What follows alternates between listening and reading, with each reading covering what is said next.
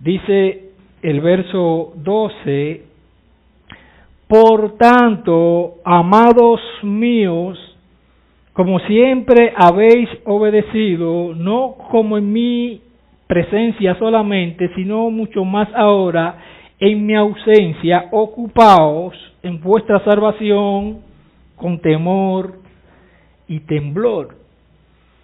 Definitivamente que había un vínculo de fraternidad entre esta iglesia y Pablo. Pablo se refiere a ellos, amados míos. Pablo resalta que estos amados hermanos eran obedientes.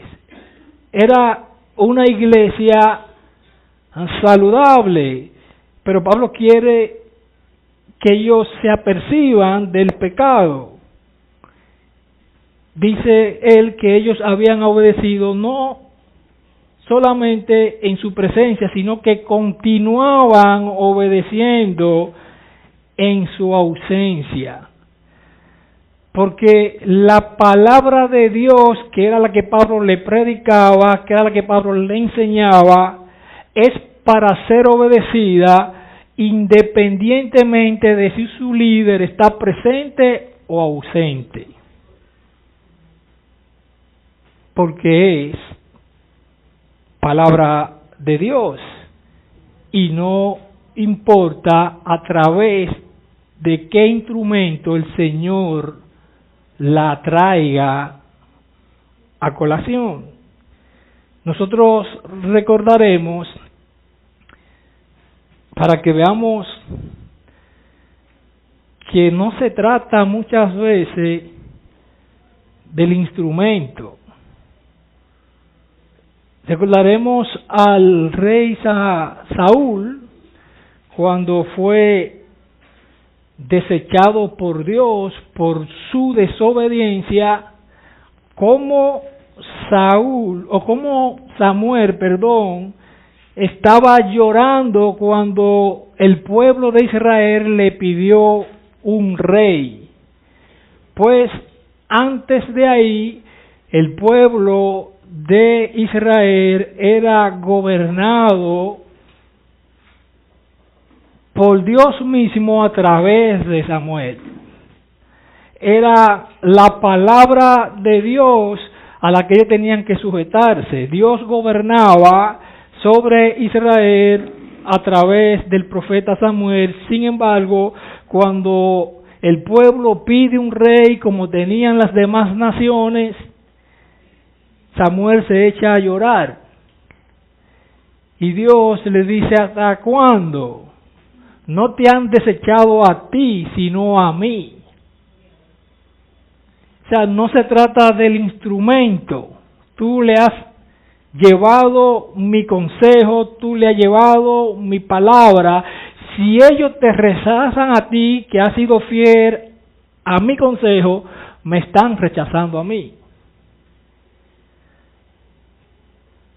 Pablo le dice a esta iglesia que ellos habían obedecido no solamente en su presencia, sino también en su ausencia, porque es palabra de Dios que siempre el apóstol Pablo había procurado enseñar donde quiera que ministraba. Decía un autor reformado, refiriéndose precisamente a este pasaje, lo siguiente: necesitamos entender la diferencia entre lo que es la remisión de la culpa a través del sacrificio de la crucifixión de Cristo por mis pecados, de la contaminación moral que todavía mora en nosotros.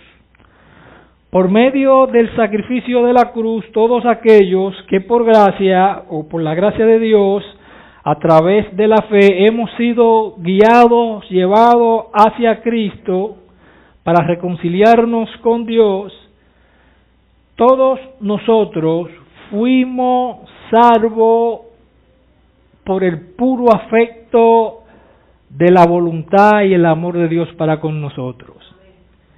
La salvación de cabo a rabo dependió de Cristo.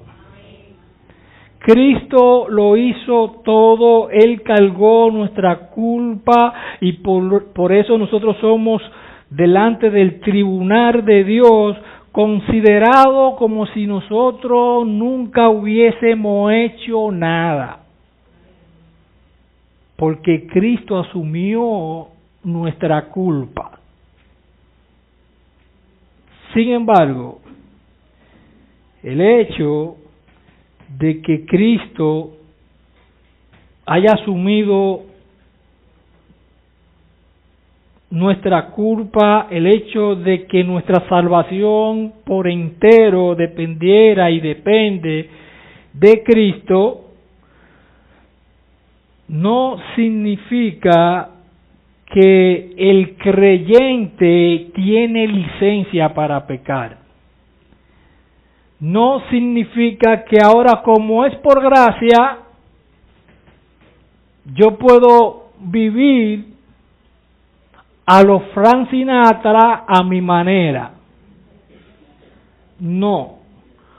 Pablo dice en Romanos capítulo 6, versículos 1 y 2, ¿qué pues diremos? ¿Perseveraremos en el pecado para que la gracia abunde? En ninguna manera, porque los que hemos muerto al pecado, ¿cómo viviremos aún en él? Nosotros no fuimos salvados para permanecer en el pecado, sino para santificarnos, precisamente dejando el pecado atrás. Ya el pecado no gobierna nuestras vidas si eres cristiano, pero el mismo pecado fue tan dañino que nos afectó por completo.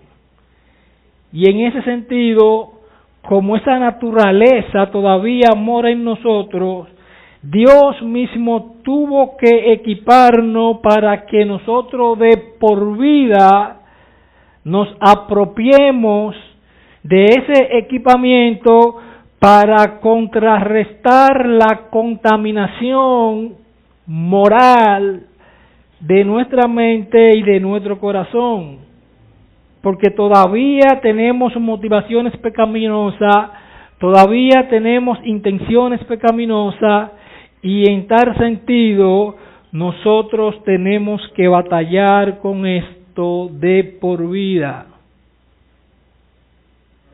contra esa contaminación moral producida por el pecado. De ahí el llamado de Pablo a los filipenses y al creyente en sentido general de ocuparse en su salvación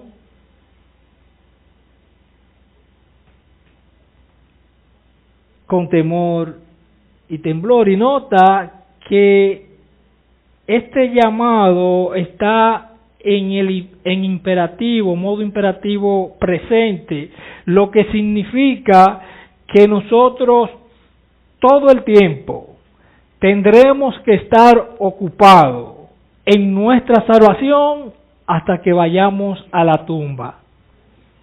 Todo el tiempo. Ocupaos en vuestra salvación con temor y temblor. Esto no hace referencia a que la salvación que tiene el creyente se pueda perder, pues la salvación no se puede ganar ni se merece. Ni tampoco está haciendo mención a que por méritos humanos nosotros la podemos sostener. No. La salvación, hermano, y esto yo sé que trae algunas confusiones en la mente de muchos hermanos, pero la salvación no depende de ti. Mira, mi hermano, míralo de esta manera. si tú quieres tener algún mérito en cuanto a tu salvación, es este. Lo único que tú aportaste y yo fue el pecado. Esa es nuestra contribución. Después de ahí nosotros no tenemos ningún mérito. Por eso fue necesario que Cristo tuviese que descender, humillarse, crucificarse, para que ciertamente nosotros pudiéramos ser considerados salvos de todos nuestros pecados, los pasados, los presentes y los futuros.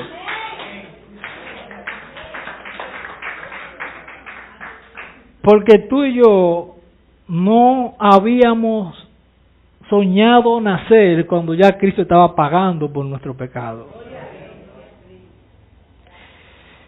Mira, si esto te puede traer alguna manera luz, y yo espero que sí, si tiene esa confusión. Juan, capítulo 10, versos 28 y 29, hablando Cristo a sus ovejas, dice: y yo les doy vida eterna. Dame para mí ahí. Yo le doy vida eterna. ¿Algo eterno se puede perder? No hay manera. Y Cristo está diciendo que Él nos ha dado vida eterna y que no perecerán jamás, ni nadie las arrebatará de mi mano. Mi Padre que me las dio es mayor que todo y nadie la puede arrebatar de la mano de mi Padre. En Romanos capítulo 8, versículo 38 a 39, dice allí el apóstol: por lo cual estoy seguro de que ni la muerte, ni la vida, ni ángeles, ni principados, ni potestades, ni lo presente, ni lo porvenir, ni lo alto, ni lo profundo, ni ninguna otra cosa creada nos podrá separar del amor de Dios que es en Cristo Jesús, Señor nuestro. No hay manera, porque si Dios envió a su Hijo al mundo para que todo aquel que en Él cree no se pierda, ¿cómo es que habiendo creído yo puedo perder mi salvación?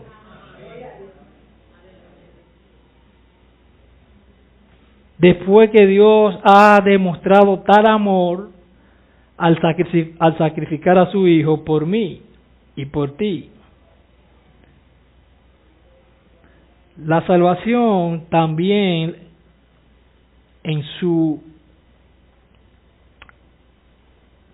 la salvación se mantiene por Cristo también.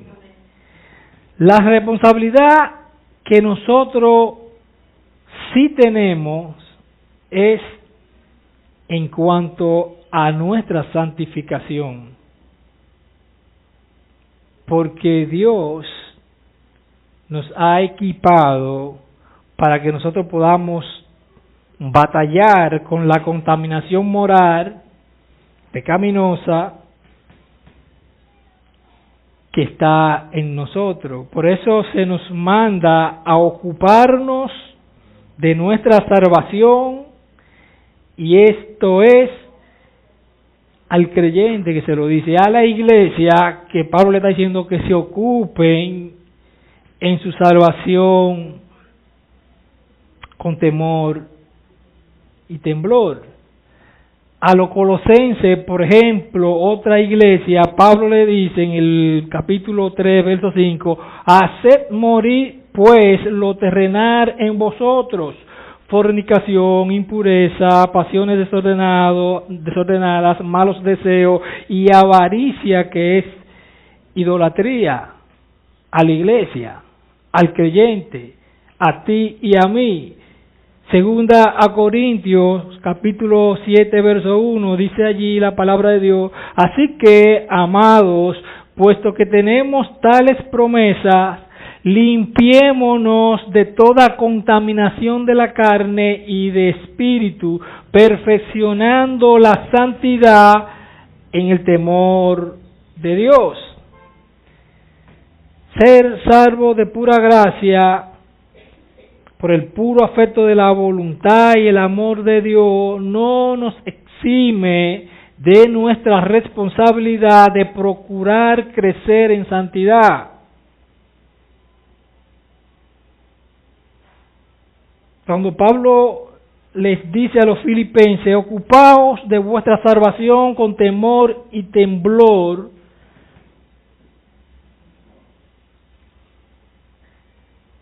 no necesariamente debe ser una dedicación por miedo a la disciplina del Señor. Y que bien es cierto que el Señor disciplina. Más bien, debiera ser un temor santo que proviene del reconocimiento de nuestra debilidad y de un temor amoroso de pecar causando daño a otros y ofendiendo a Dios, que al mismo tiempo es desacreditar el nombre de Cristo. Hace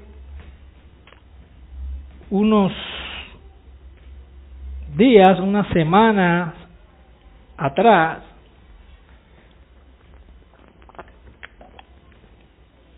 me encontraba en un establecimiento comercial y mientras me atendían, buscaban la mercancía, el establecimiento estaba con mucho flujo de personas. El vendedor se puso a comentarme acerca de una situación que le había acontecido. Esto en un supermercado.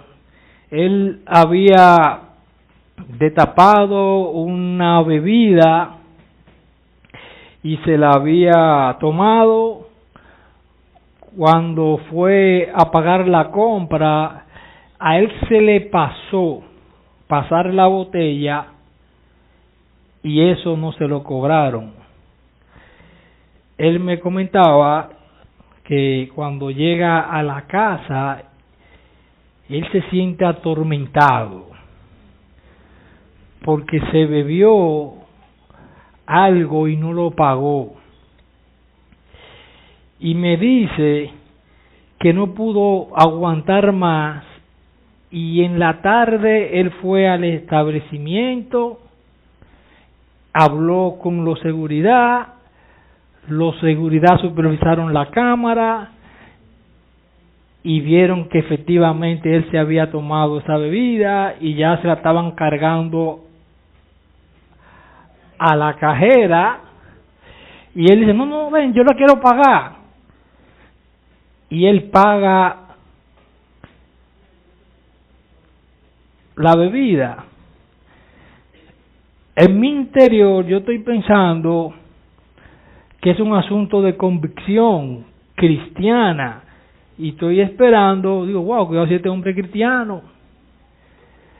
Y cuando él me dice la razón, lo que pasa es que cuando yo estaba en mi casa me atormenté pensando en que, wow, posiblemente me habrán captado en la cámara y ahorita me suben a las redes.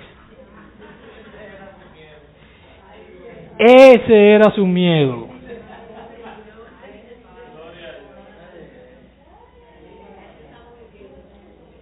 Ese era su miedo. Sin embargo, cuando nosotros vemos a siervos de Dios que tienen ese temor reverente de no ofender a Dios, que tienen temor reverente de no pecar contra otro porque eso causa daño al prójimo, la actitud o el comportamiento tiene que ser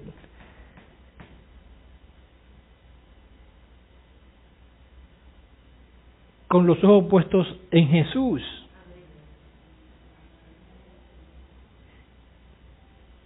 En el Antiguo Testamento, que como bien ustedes saben, el Espíritu Santo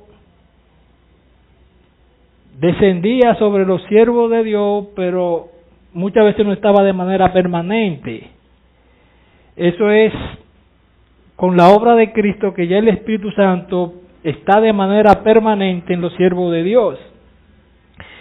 Pero yo quisiera traer precisamente a colación este personaje bíblico, porque ahí vemos un temor reverente, un temor a no pecar, por la siguiente razón. Ustedes sabrán que José,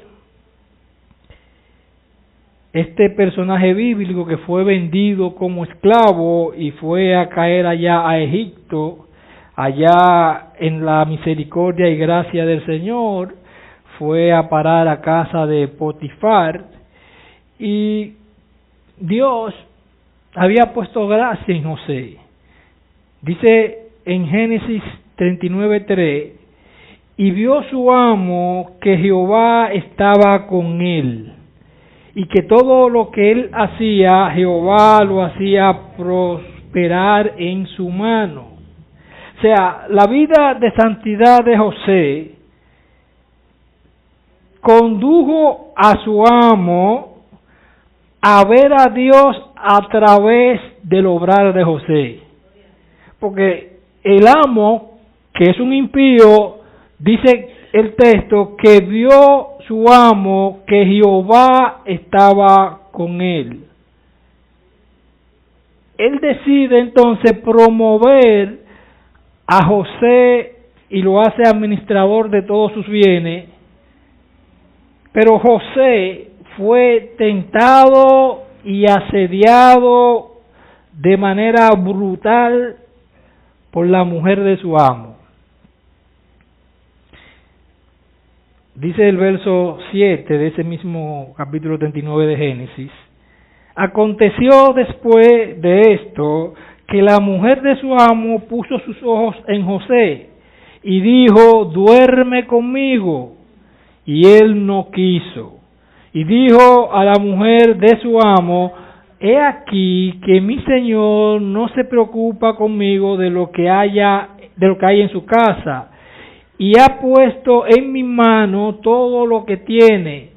No hay otro mayor que yo en esta casa, y ninguna cosa me ha reservado sino a ti, por cuanto tú eres su mujer. ¿Cómo pues haría yo este grande mal y pecaría contra Dios? Nota que el temor de José a pecar es que le va a causar un gran mal a Potifar. Ese es su temor. Wow, pero es que yo si peco voy a ser tan malvado, voy a causarle este mal a Potifar. Pero nota que él no quiere desacreditar el nombre de Dios y pecaría contra Dios, porque ya él sabe que Potifar, por su testimonio, ha visto a Dios en él. Por tanto, si él cometiese ese pecado, iba a poner en descrédito el nombre de Dios. Ese era su temor. Su temor no era a la disciplina, no, su temor era a que iba a causar un gran daño a su prójimo y que iba a desacreditar el nombre de Dios. Ese es precisamente el tipo de temor del cual Pablo nos exhorta a que nos ocupemos en nuestra salvación con temor y temblor, para no causarle mal a otro, porque el pecado trae daño a otro. Pero tampoco para que no vayamos a desacreditar el nombre de Cristo. Porque cuando la gente sabe que tú eres creyente y te ve cometiendo pecados que ellos cometen, ¿qué es lo primero que dicen? Y eso que es cristiano. Eso es un descrédito al nombre de Cristo. Por eso, mis hermanos,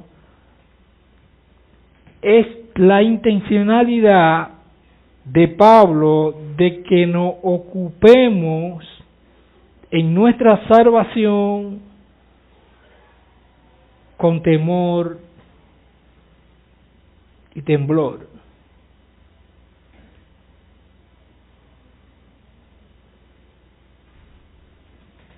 Y el Señor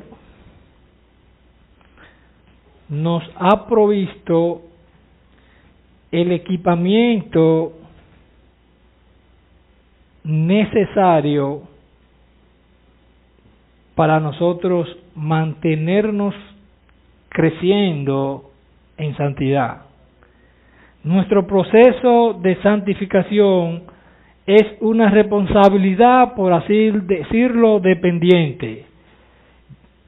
Somos responsables de nuestra santificación en dependencia del Dios mismo.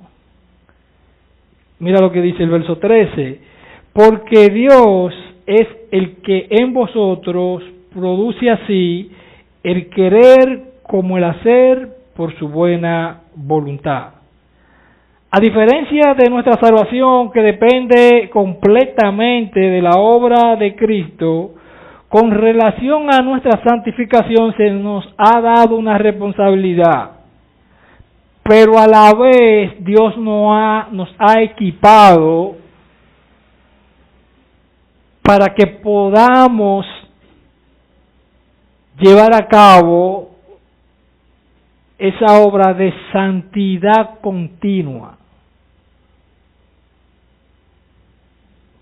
Dice el texto que Él es quien produce en nosotros ese deseo, ese querer de hacer la voluntad de Dios. Mira lo que dice Hechos 1:8. Pero recibiréis poder cuando haya venido sobre vosotros el Espíritu Santo, y me seréis testigo en Jerusalén, en toda Judea, en Samaria y hasta lo último de la tierra. Nosotros tenemos poder divino para lidiar eficazmente contra la contaminación del pecado. El Espíritu Santo mora en nosotros y mora dándonos poder. Dios nos ha provisto de la vida ejemplar de Cristo para que entendamos y andemos imitándolo a Él. Dice Primera de Juan capítulo 2 verso 6, el que dice que permanece en Él debe andar como Él anduvo.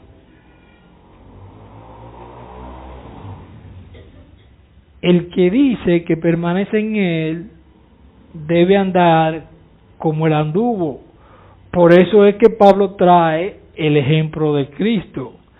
Porque no hay manera de que tú y yo podamos lidiar con esa naturaleza pecaminosa. No hay manera de que tú y yo podamos contrarrestar el orgullo que se levanta en nuestros corazones si no ponemos los ojos en Jesús. Si no nos apropiamos del ejemplo de Jesús.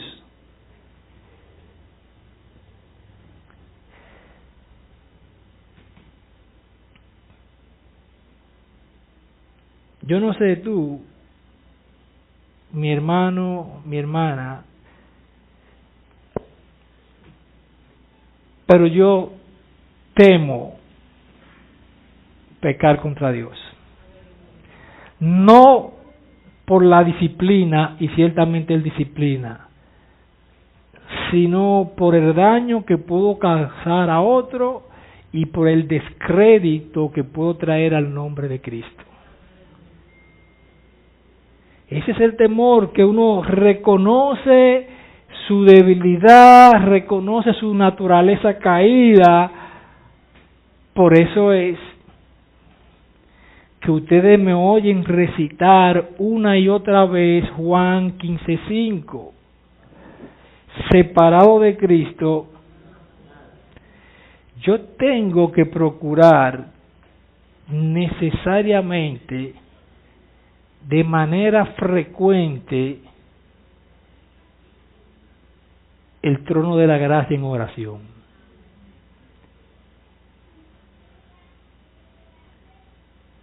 Porque es en el poder del Espíritu que mora en mí que voy a ser alentado, que voy a ser fortalecido para poder batallar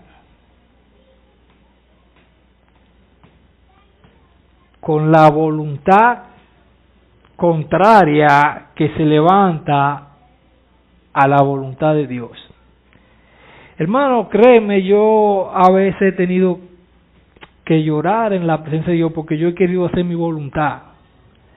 No, esa no es lo que yo quiero, es esto.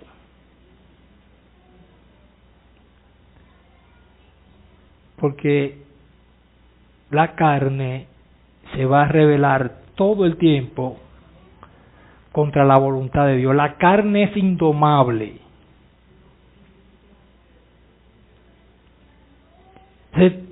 Yo estoy consciente de eso, pero también tú, mi hermano, mi hermana, tienes que hacerte consciente de esto. Ocúpate en tu salvación con temor y temblor.